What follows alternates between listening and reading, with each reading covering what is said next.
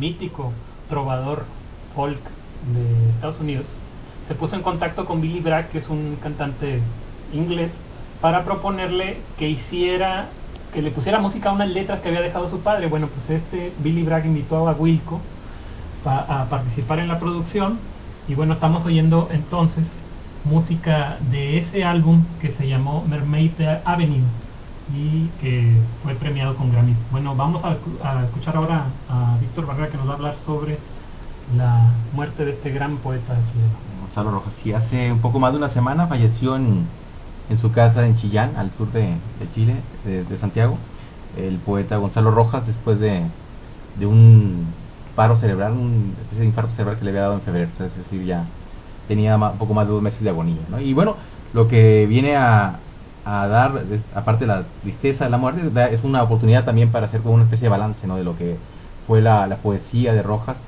y que es bastante interesante, de hecho, porque fue una producción que se estuvo reescribiendo desde su primer libro, La miseria del hombre del 47, y que fue modificándose, ampliándose, que se inició con una especie de eco residual del surrealismo que fue muy fuerte, digamos, entre los poetas latinoamericanos. Está Octavio Paz, está el mismo Neruda de Residencia en la Tierra, por ejemplo, y que yo creo que representó para la poesía hispanoamericana una oportunidad para explorarse a sí misma, ¿no? Como esta idea del surrealismo, más que buscar una tradición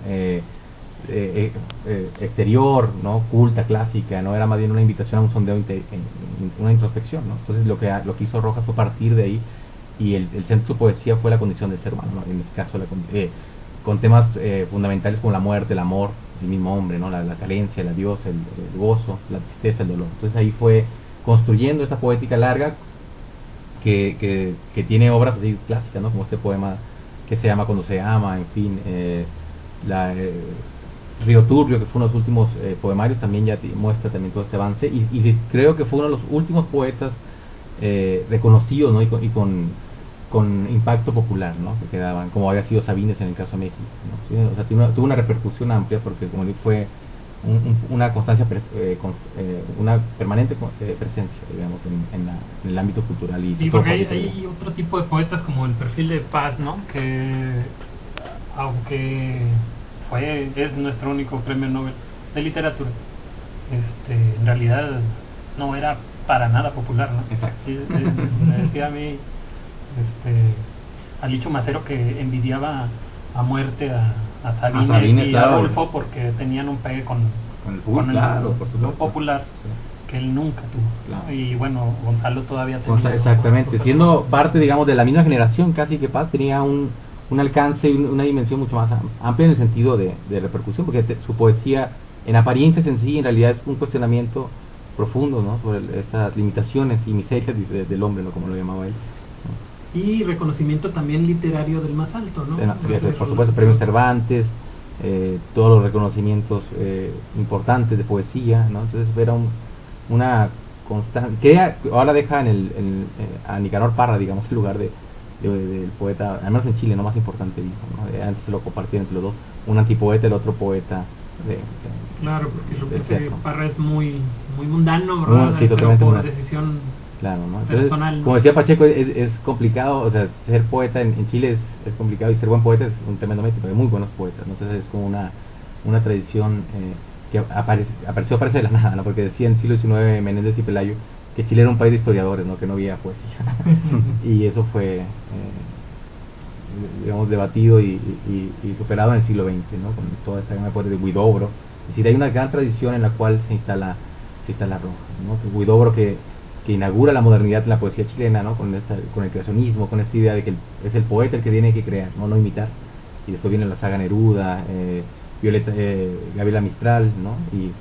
Y en esa generación siguiente, Pablo de Roca antes, Gonzalo Rojas, ¿no?, que forma un puente. Después estaría Nicanor Parra, y después los otros dos grandes poetas, a mi gusto, chilenos, Jorge Tellier y Enrique Lin, ya en los 60 y 70. Entonces es una gran saga, y ahí en la mitad está Gonzalo Rojas, ¿no?, como un puente y como un enlace entre los poetas así de alto vuelo como Huidobro, o los masivamente populares como Neruda, y los más desconocidos como Tellier o Enrique Lin, ¿no? También, una figura, ¿no? Y una figura del exilio también, estuvo exiliado, representó muchas cosas realmente Gonzalo Rojas para las generaciones actuales, ¿no? Era un poeta muy jovial, además, ¿no? Tenía Yo me acuerdo haberlo visto leer en el 2000, 2001 con Pacheco, precisamente una lectura, y parecía que el adolescente era Gonzalo Rojas, ¿no? Y le ponía orden a Pacheco, ¿no? Que era mucho más joven.